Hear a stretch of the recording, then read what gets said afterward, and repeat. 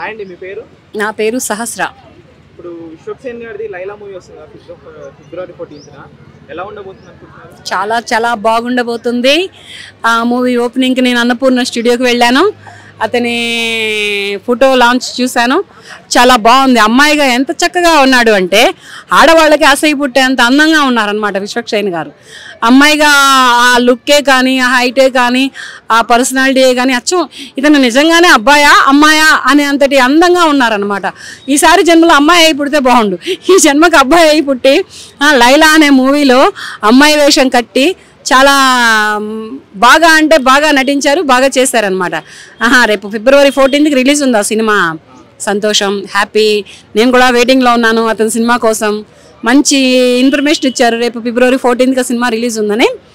పోతే ఇటువంటి లేడీస్ గెటప్లో హీరోలు తీసినటువంటి సినిమాలు ఎన్నో హిట్ అయినాయి, చాలా వరకు హిట్ అయినాయి. మన ఎవరు రెమో మూవీయే కానీ, ఆ తర్వాత ఓల్డ్ సినిమాలో చంటబ్బాయిలో చిరంజీవి గారు నటించారు అమ్మాయి గెటప్లో.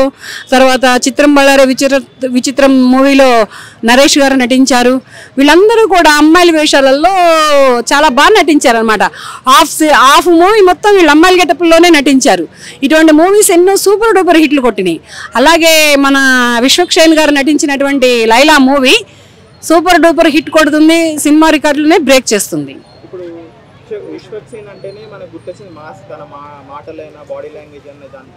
కాకపోతే ఈ మూవీ ఏమో కామెడీ మూవీ, రొమాంటిక్ గా ఇట్లాంటిది ఉంది. సెట్ అవుతుంది అంటారా విశ్వక్ గారికి?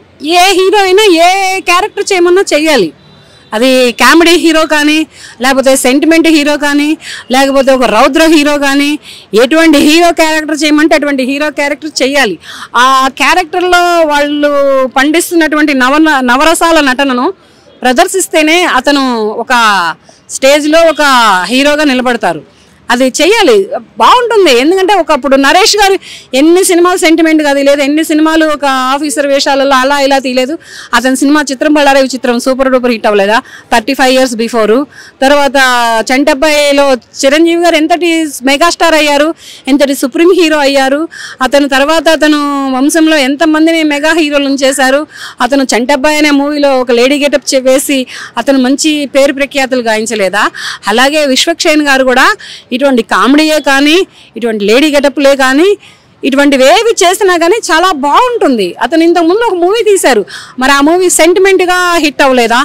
ఒక అమ్మాయిలో తన అమ్మని చూసుకోవాలి, ఆ ప్రేమించిన అమ్మాయినే తన అమ్మగా భావించాలి, తానే అన్నీ అయ్యి తన జీవితంలో ఒక వెలుగులు నింపాలి అని ఒక మూవీ ఒక సెంటిమెంట్లుగా తీశారు. ఆ మూవీ కూడా చాలా హిట్ అయింది, ప్రేక్షకులకి చాలా హట్ అయ్యింది, హృదయాలను అద్దుకునేలాగా చేశారనమాట.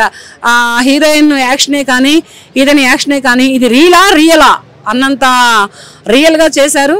అటువంటి సినిమాలు చేశారు, ఇటువంటి కామెడీ సినిమాలు కూడా చేస్తారు. వీళ్ళు దివి నుంచి భువికి దిగి వచ్చిన తారలయ్య, వీళ్ళని ఎక్కడా ఎవరు ఆపలేరు.